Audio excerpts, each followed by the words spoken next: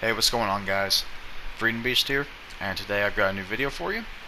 Uh, about a month or two ago, I released my opinion on what are the top 10 operators in Siege, and I decided that it would only be right if I also came out with my opinion on what are the worst operators in Siege.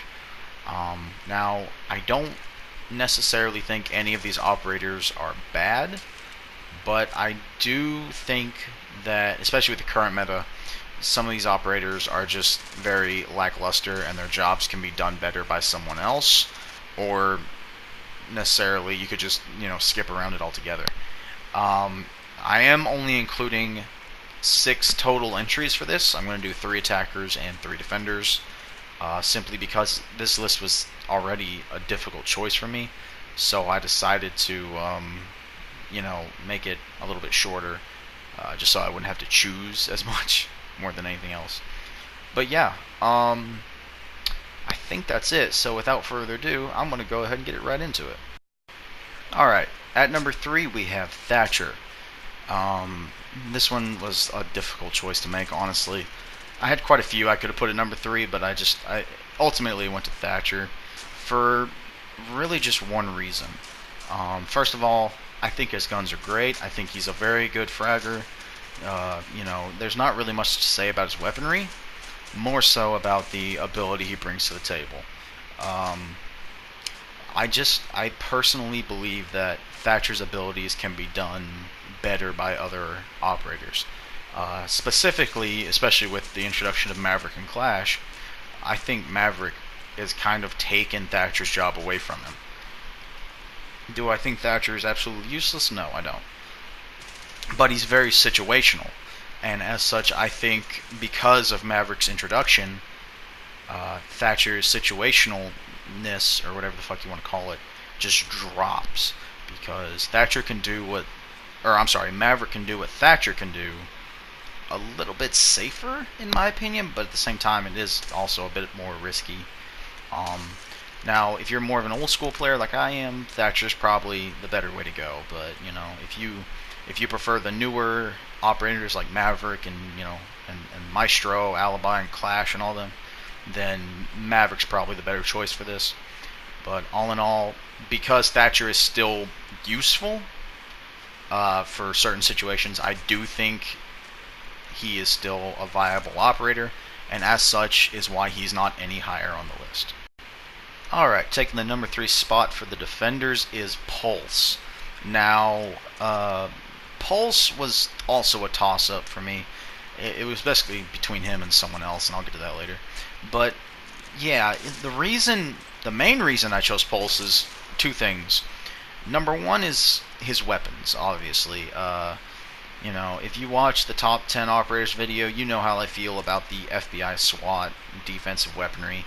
The UMP, I find to be very lackluster, and the shotgun I find to be pretty useful. But I mean, it's a shotgun. You can only do so much with it. But nevertheless, they still manage to work sometimes. And if that were the case alone, I wouldn't put him at number 3. What really got him this spot was his gadget. The heartbeat sensor is extremely useful in the right hands. However, it just takes so fucking long to bring it out and then put it back up and then bring it out and put it back up, and it's like a 2-second gap between each of those movements, and in doing so I feel like you could just do more with Pulse. If they shorten the time length to take that thing out and put it away, I think Pulse would be a much better operator.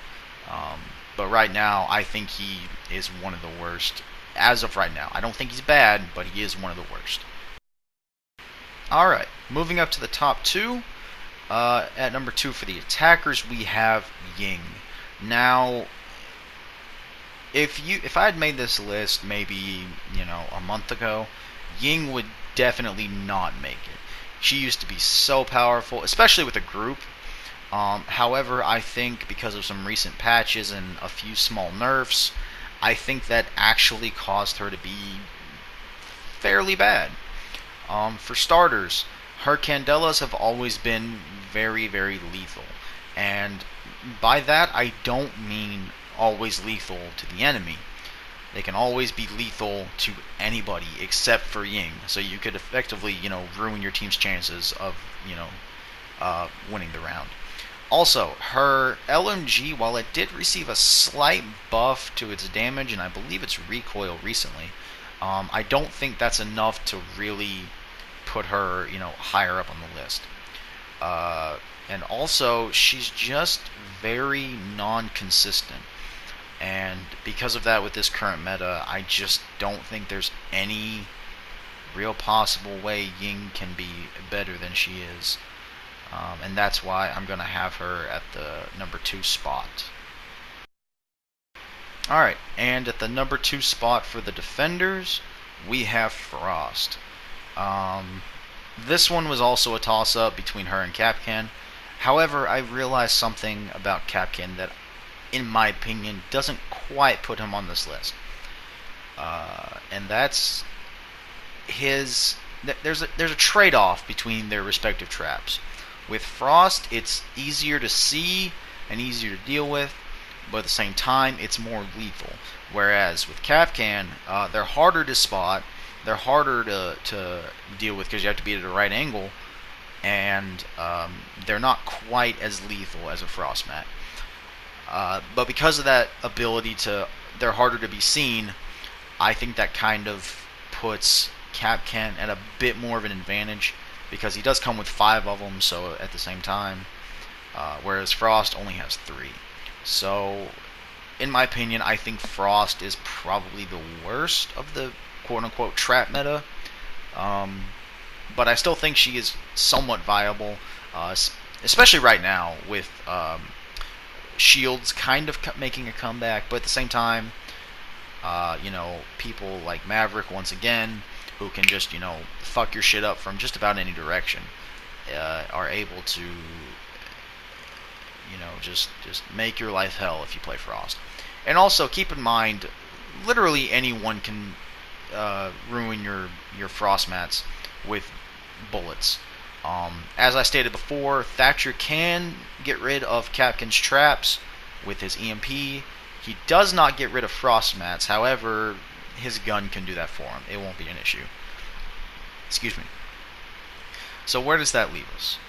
Well, Frost, I would put their weaponry about on par with each other.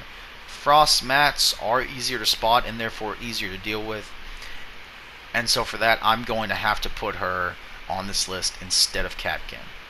So, yeah. Alright, now, before we get to the number 1 spots, I do have 4 honorable mentions, 2 from attackers and 2 from defenders. So I'm going to start with the attackers. The first one is Capitao. Now, Capitao has seen a lot of changes since his release, particularly to his weaponry, more than his gadget. But that doesn't excuse how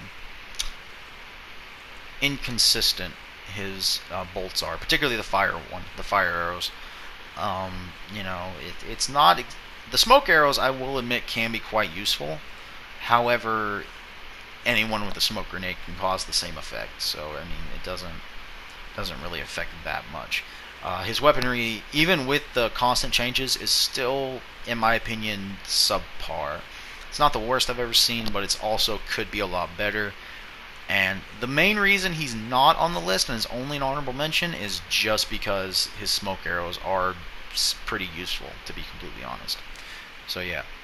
And the other honorable mention is IQ.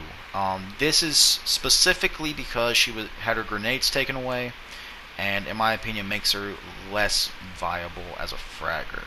Her ability remains the same. I think there's actually an increase on the range that her little meter can detect electronics, but without the grenades, it's kind of harder to take care of a lot of those, you know what I mean? And so as such, I think that she has definitely been lowered on the tier list. I don't think she's the worst, and I don't think she deserves a spot in this list, but I do think she needs to be mentioned. Alright, so that was the attackers, and now for the defenders. The first one, I already mentioned him actually, and that's Kapkan. As I said, it was really just a coin flip between Frost and Kapkan, and I pretty much already mentioned why I think Kapkan is a lower tier operator, and that's just because the people are getting better at spotting traps, basically. And so that really lands on the spot. And then the last one is kind of a surprise, I think, for a lot of people, but I'm going to say Alibi. The biggest problem I have with Alibi is that her gadget is very, very... I'm not even sure how to describe it, to be completely honest. I'll start with her weaponry. Her weaponry, I believe, is also subpar. I think it's around the same level of dangerousness as Capital. She does have that shotgun pistol, the Judge, I believe, is what it's commonly referred to. Excuse me.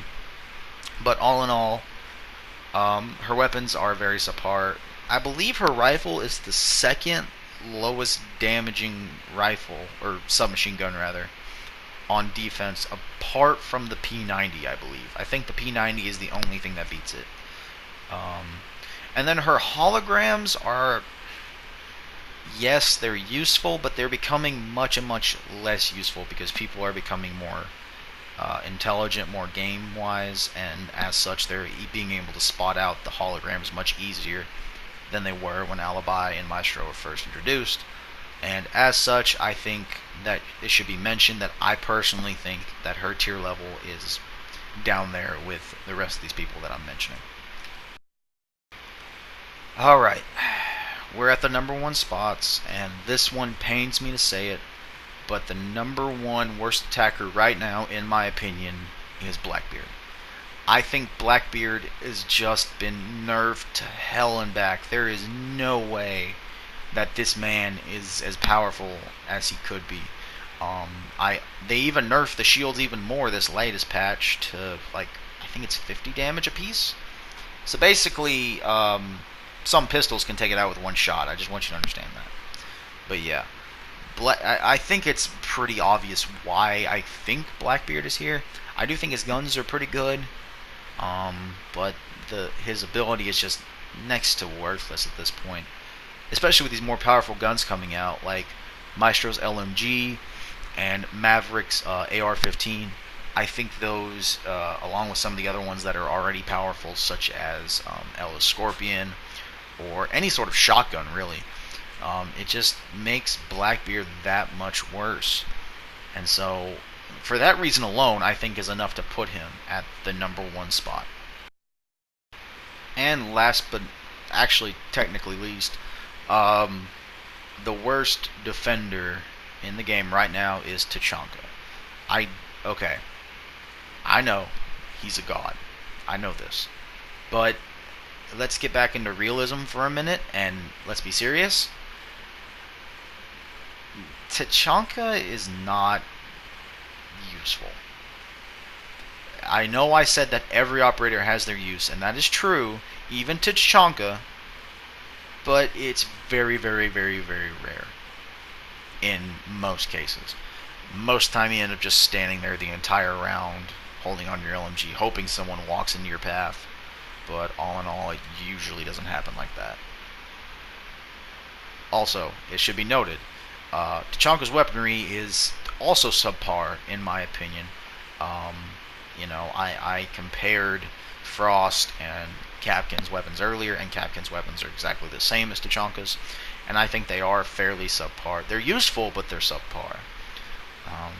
And especially with the introduction, well, I wish I could speak, of Maestro a few months ago.